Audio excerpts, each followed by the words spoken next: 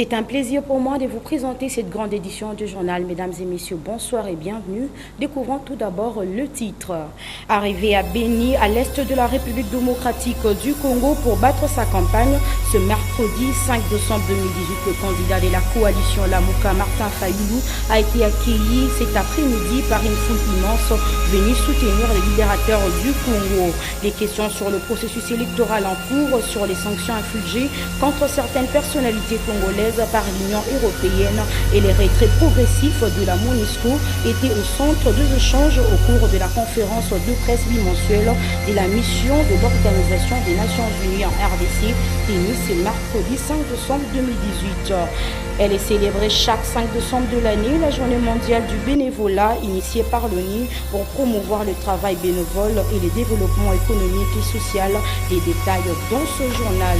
Et en sport, en prévision de la rencontre de préliminaire de la Coupe de la Confédération africaine de football, l'équipe congolaise l'AS Nyuki de Butembo vient de se qualifier au 16e de finale grâce à sa victoire au tir au but face au club soudanais Al Ali Chani. En termes de 90 minutes, le club congolais s'est imposé sur le même score qu'au match aller, soit de 1-0.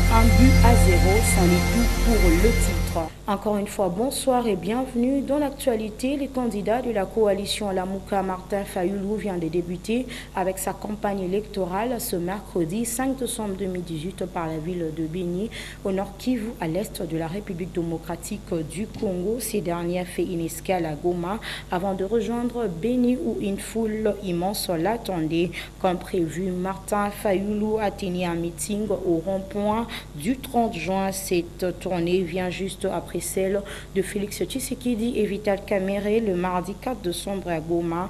Et le même mardi, Emmanuel Ramazani Shadari était à Guadeloupe et à Guémena, à l'Équateur. Ces trois candidats présidents de la République sont jusque-là visibles seuls sur terrain en train de battre campagne.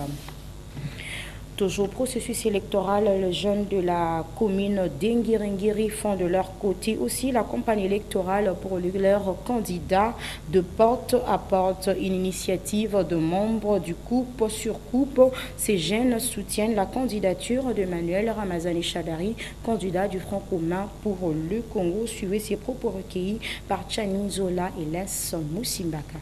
Biso na tango oyo campagne déjà est balancée qui a mais biso bana ngiringiri tozo mokano tolobi ete tokotelema tokosala campagne na biso ya mokonzi na biso Ramazani Shadari numéro 13 porte à porte lelo tobandi na quartier Diomi lobi tokokota quartier mususu ti tokosilisa le 8 quartiers ya commune ya Ngiringiri. Population ya Ngiringiri est acceptée précisément ya quartier Diomi balobi na biso bandaka la pona nini bo bandaki te biso tozali kozela tomona bino po tolakisa bino ke tozo soutenir candidat na biso Ramazani Shadari Emmanuel. Avons décidé de descendre porte à porte.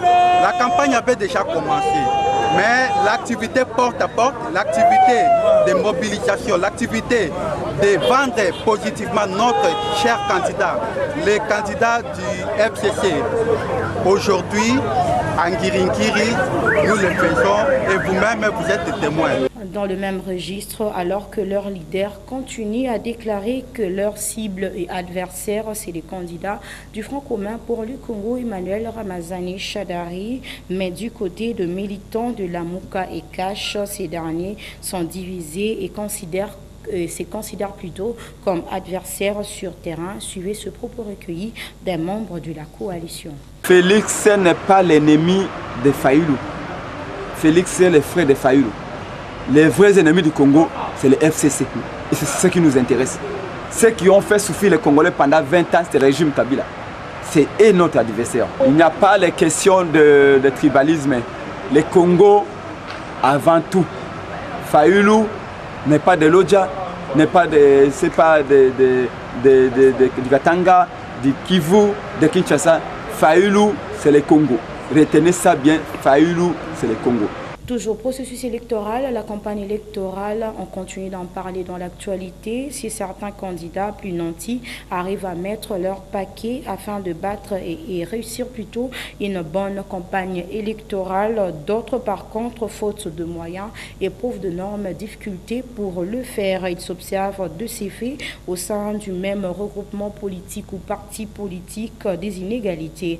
Les uns battent leur campagne dans les conditions adéquates alors que d'autres recourent aux moyens de bord pour en faire autant. Pourquoi une telle différence dans ces financements alors que la tenue des élections est prévue dans 17 jours en République démocratique du Congo? Tentative de réponse dans ces commentaires de Junior Tanfoum. Une égalité de moyens, une égalité de chances. En tout cas, la loi du plus fort reste toujours la meilleure. La campagne électorale officiellement lancée par la Commission électorale nationale indépendante depuis le jeudi 22 novembre 2018 prend des allures différentes selon des moyens qu'on dispose ou pas. De ces faits, il s'observe sur terrain des innombrables inégalités entre les différents candidats engagés à la course au prochain scrutin.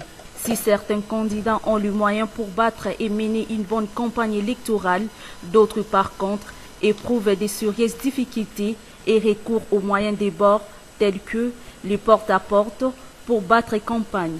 Et les observateurs de se poser mille et une questions. Est-ce que les inégalités de moyens mises en œuvre ne riment-elles pas avec les inégalités de chances de gagner les élections? Certains partis politiques ont allégé la tâche de leurs candidats en mettant à leur disposition de moyens conséquents. Et pourquoi les différents états-majors des partis et regroupements politiques tardent-ils à doter leurs candidats de moyens qui leur permettraient de battre campagne? Est-ce que cela n'est-il pas fait dans l'intention de réduire les chances des uns et des autres? Et pourquoi avoir payé des millions de francs congolais de caution pour les candidats et après les laisser manquer de moyens de battre campagne?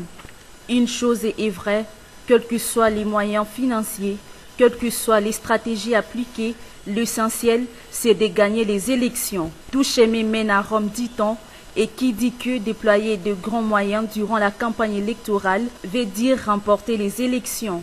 Chacun a ses moyens et a ses stratégies. Plusieurs questions ayant trait au processus électoral en cours en République démocratique du Congo étaient passées en revue au cours de la conférence de presse bimensuelle de la mission de l'Organisation des Nations Unies en RDC, tenue ce mercredi 5 décembre 2018 dans son quartier général dans la commune de la Gombe. De détails avec Junior Twendele.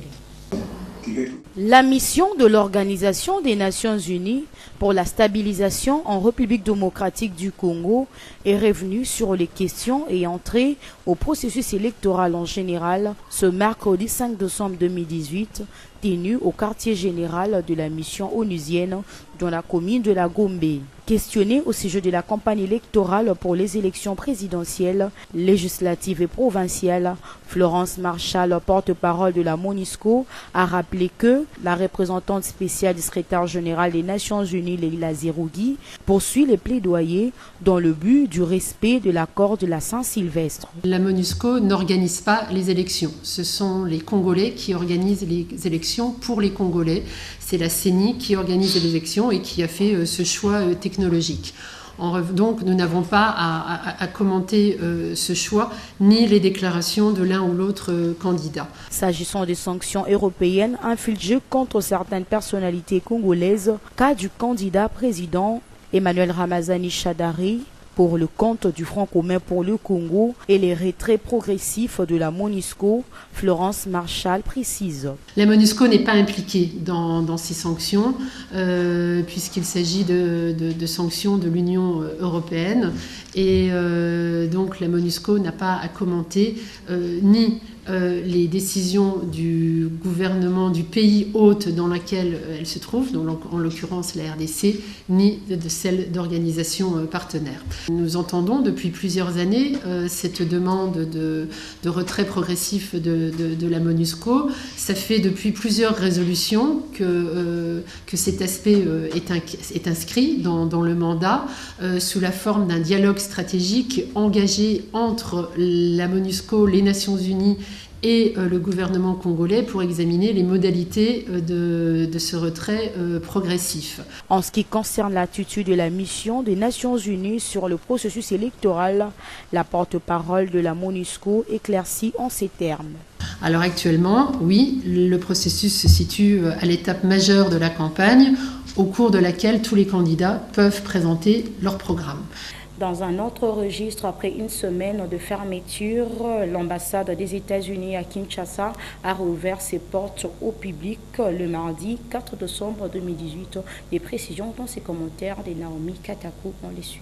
Après une semaine de fermeture de ses portes, l'ambassade des États-Unis en République démocratique du Congo a réouvert ses portes au public le mardi 4 décembre 2018, a fait savoir la représentation de la diplomatie américaine. À en croire, l'ambassade des États-Unis travaille en parfaite harmonie avec le gouvernement de la RDC, dont la mission est de répondre positive contre toute forme de menace terroriste dans les installations américaines à Kinshasa. Après avoir qualifié des psychoses inutiles, une alerte donnée le dimanche 25 novembre faisant état de menaces terroristes à l'ambassade des États-Unis, le gouvernement congolais compte mettre en œuvre les solutions idoines pouvant contrer toute menace aux installations de cette représentation diplomatique.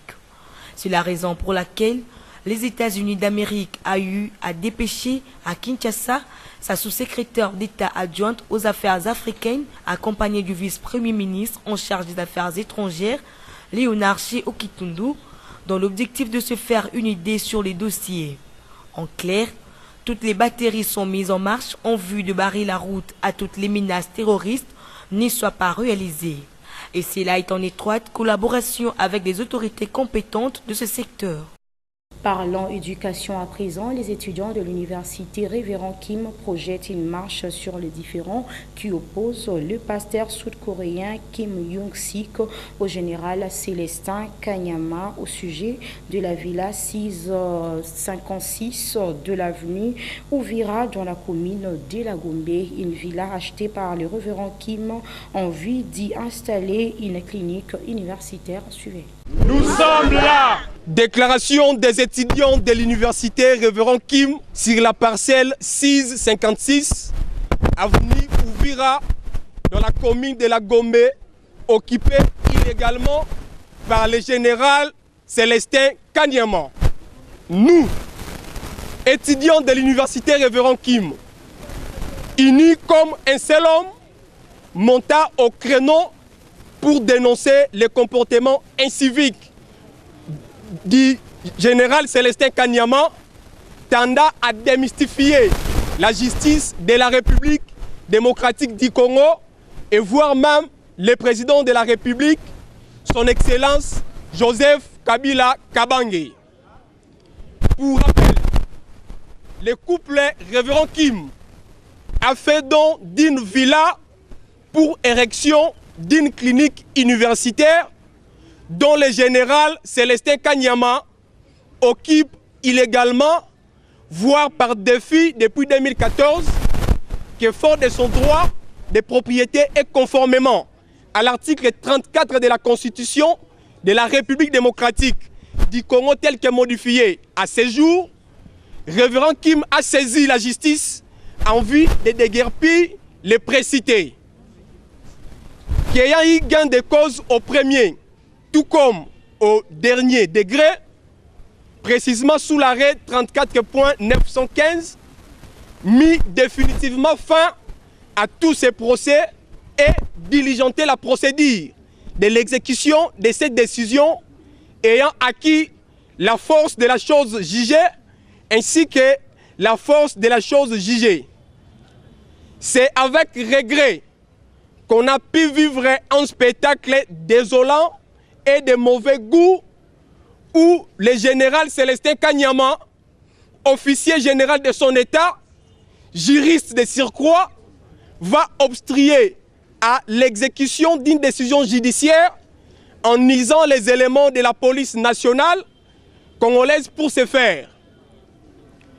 Étant donné que la justice est rendue au nom du peuple congolais, les arrêts et les jugements, ainsi que les ordonnances des cours et tribunaux sont exécutés au nom du chef de l'État, en vertu de l'article 149 de la Constitution, ces comportements et sans nul doute démontrent à suffisance que l'individu défie tout un peuple et l'autorité du président de la République, son Excellence Joseph Kabila Kabange, et réduit en néant tous les efforts consentis par son Excellence Joseph Kabila Kabange de restaurer l'état de droit en République démocratique du Congo, où nul ne peut être au-dessus de la loi et que la force reste à la loi. Par ailleurs, notre faculté de médecine risque d'être perdante pour manque de cliniques universitaires, conformément à l'instruction 020 du ministre de l'Enseignement supérieur et universitaire, alors que nos autorités de l'université ont déjà pris des précautions en achetant une parcelle cadencée. C'est pourquoi, ayant dénoncé ces comportements inciviques du général Célestin Kanyama, nous faisons appel aux autorités politiques, civiles et militaires ainsi que judiciaires de se saisir de ces dossiers et de rétablir la justice distributive, juste et équitable, avant que cette situation ne dégénère. Nous comptons, dans un délai de 72 heures, faire l'appel à tous les étudiants de la ville de Kinshasa du fait que ce fonds est destiné à ériger une clinique universitaire pour la pratique des étudiants en médecine, tant de l'université Révérend Kim que des autres universités, de se liguer derrière nous comme un seul homme et descendre dans la rue pour protester ces comportements, surtout dans cette période électorale, et c'est là sans délai. Nous vous remercions. Autre chose à présent, plus de 200 familles refoulées depuis le mois d'octobre dernier à Angola arrivent progressivement près d'une semaine à Dilolo dans la province de Lualaba. Ces personnes, dont la plupart sont originaires de Bandundu, Kinshasa et autres des anciennes provinces du Kasaï, déclarent vivre dans des conditions difficiles. De précision avec Jérès Karine. Plusieurs Congolais expulsés d'Angola vivent dans des conditions de vie déplorables dans le territoire de Dilolo, en province de Lualaba. Ces expulsés éprouvent des difficultés d'ordre administratif, malgré que certains d'entre eux n'ont aucun problème avec le service de migration dans ces pays. Ces Congolais plaident pour que le gouvernement les prenne en charge. Selon ces derniers, les forces de l'ordre angolaises ont ravi tout ce qu'ils avaient comme bien, à savoir les téléphones, les habits, l'argent et autres. Pour ce faire, le gouvernement provincial de Lualaba a félicité le déplacement de ceux qui sont arrivés avant et qui pourraient rejoindre les membres de leur famille vivant à Kolwezi et à Lubumbashi. Pour leur part, l'agence humanitaire OCHA révèle que plus de 257 000 Congolais ont été renvoyés d'Angola entre le 1er et le 15 octobre 2018. La majorité d'entre eux rentrent par le poste frontalier de Chikapa dans le Kasaï. Je l'ai dit à l'entrée de cette édition, chaque 5 décembre de l'année est célébrée la journée mondiale du bénévolat ou volontariat. Cette journée a été créée par l'ONU afin de promouvoir le travail bénévole pour le développement économique et social et aussi mettre en avant le rôle joué par les structures associatives qui s'efforcent de répondre aux divers besoins de la sociale. Commentaire de Gloriette Pandé, on le suit. Les volontaires pour bâtir des communautés résilientes, tel est le thème retenu pour la Journée internationale des volontaires. Il se dégage de ce thème que les volontaires aident à construire des communautés résilientes en donnant aux populations les moyens de faire face aux catastrophes. Joseph Makamba, représentant de l'équipe du pays des Nations Unies, revient ici sur l'importance de la journée. Il se dégage de ce thème que les volontaires aident à construire des communautés résilientes en donnant aux populations le moyen de faire face aux catastrophes naturelles, à l'instabilité politique, aux chocs économiques et aux autres pressions qu'elles subissent. Il s'agit donc de mettre en évidence le rôle crucial des volontaires comme moteur du changement positif au sein des communautés et par des communautés. Dans son message à l'occasion de la célébration de cette journée en République démocratique du Congo, la représentante spéciale du secrétaire général de l'ONU, Mme Leila Zerougi, salue l'engagement des 461 volontaires des Nations Unies qui offrent leur temps, leurs compétences et leur énergie afin de soutenir des organisations et institutions œuvrant pour la paix et le développement. La chef de la mission onusienne souligne aussi le rôle moteur que jouent les volontaires des Nations Unies dans la promotion des objectifs de développement durable afin de bâtir un monde meilleur. Le volontariat est un élément clé de la pérennité du développement. Les organisations de volontaires sont des vecteurs de l'engagement civique. Elles servent d'intermédiaires entre les initiatives institutionnelles et les communautés au niveau local. Ainsi, quand les institutions achèvent leur mandat, les volontaires restent. Pour rappel, cette journée a été créée dans le but de promouvoir le travail bénévole pour le développement économique et social. D'une journée à une autre, le 5 décembre de chaque année est célébrée également la journée mondiale du sol. Pour cette année, elle est placée sous le thème « Pollution de sol, soyez la solution » découverte dans ses commentaires de Naomi Katakou. Pour cette année, le thème retenu est « Pollution des sols, soyez la solution ». Bien qu'un bon nombre de changements qu'apporte la planète, certains de nos impacts sont pratiquement invisibles et la pollution des sols en est un bon exemple. C'est la raison pour laquelle la campagne Soyez la solution à la pollution vise à sensibiliser le public et appeler à mettre fin à la pollution des sols. Un tiers des sols sont déjà dégradés partout, le risque de prendre davantage en raison de ce danger caché.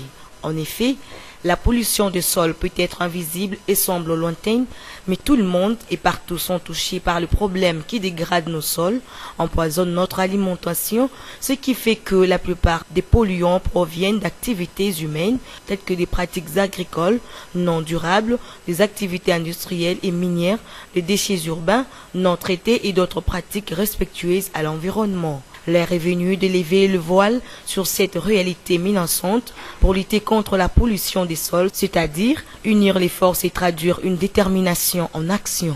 Et en santé, à 4 mois seulement depuis sa réapparition, 260 personnes sont mortes de la fièvre hémorragique d'Ebola à l'est de la République démocratique du Congo, a rapporté le ministère congolais de la Santé publique. C'était le mardi 4 décembre dernier. Gretsomboudi pour le commentaire. La République démocratique du Congo est l'un des pays touchés par l'épidémie d'Ebola dans les provinces du Nord Kivu et l'Ituri, région orientale du pays, qui sévit l'insécurité en raison de la présence de plusieurs groupes armés nationaux et étrangers. Le ministre congolais de la Santé, le Dr Oli Lunga, a fait remarquer que la 10e épidémie en RDC est la plus grave au monde après celle qui a frappé l'Afrique de l'Ouest en 2014. Déjà 60 personnes sont mortes de la fièvre hémorragique Ebola en 4 mois dans l'Est de la République démocratique du Congo, a rapporté le ministère congolais de la Santé. Cependant, les débuts de l'épidémie déclaré le 1er août dernier, le cumul des cas et des cas 44, dont 396 confirmés et 48 probables. Au total, il y a eu 60 décès, 140 personnes guéries, indiqué les derniers bilans du ministère de la Santé. Par ailleurs, certains des cas suspects sont en cours d'investigation. L'épidémie de 2014 avait touché plus de 25 000 personnes et tué plus de 11 000 patients, principalement en Guinée, Sierra Leone et au Libéria. La RDC a déjà touché par 9 épidémies d'Ebola depuis l'apparition de la maladie sur son sol en 1976. Dans le même chapitre, l'île est incommodée par ses propres odeurs, la mauvaise haleine et donc une perception sensorielle des autres pouvant retenir sur la langue, sur la vie sociale de celui qui les met. Découvrir les causes et les moyens de remédier à ces problèmes dans ces commentaires qui vous proposent Divine Matondo et Jérès Karina. La mauvaise haleine est une pathologie qui tire ses origines à l'absence du gène de la bouche, en premier lieu causée par le dent et la langue. La bouche en soi a déjà une haleine, mais elle devient mauvaise quand elle commence à dégager une odeur horrible. Elle devient en ces moments une pathologie appelée halitose. Quand la mauvaise haleine est provoquée par le dent, on y trouve ici la carie dentaire qui provient de déchets qui souvent restent dans le trou des différents dents affectées par celle-ci. On peut aussi voir la tartre. Elle fait l'objet d'une plaque sur les dents en couleur blanche. On peut par ailleurs retrouver des poches dentaires, c'est-à-dire les espaces qui se situent entre le dent ainsi que la plaque sur la langue. En second lieu, on retrouve la cause générale des infections qui peuvent être causées au niveau des oreilles, appelées otite, au niveau des nœuds, de la gorge et l'estomac qui sont le voie de convergence. L'utilisation des caries dentaires est strictement interdite par les dentistes. À noter que, pour soigner cette pathologie de mauvaise haleine, il faut au préalable découvrir l'agent causal, déclare la médecine dentiste. En société, le marché de la Libération, situé dans la commune d'Ebumbu, est buté par de problèmes d'insalubrité persistante, une situation que le bourgmestre de cette commune rejette toute responsabilité aux propriétaires de parcelles. Reportage de Chani Zola et Las Moussimbaka. Les marchés de la Libération, situés sur l'avenue portant le même nom, ex-24 novembre de la commune de Bumbu, est bité d'insalubrité et autres objets nuisibles à la santé. On y trouve des aliments exposés à même les sols sans tenir compte de conditions hygiéniques. Les habitants des avenues Lungweni, Masengi et Touissana, malgré les moyens alloués par le gouvernement provincial, en vue d'assainir le marché, les habitués de ces coins ne cessent de jeter les déchets des immondices, les langues de marché, a affirmé l'administrateur du marché. Nous évacuons les immondices dans ces marchés.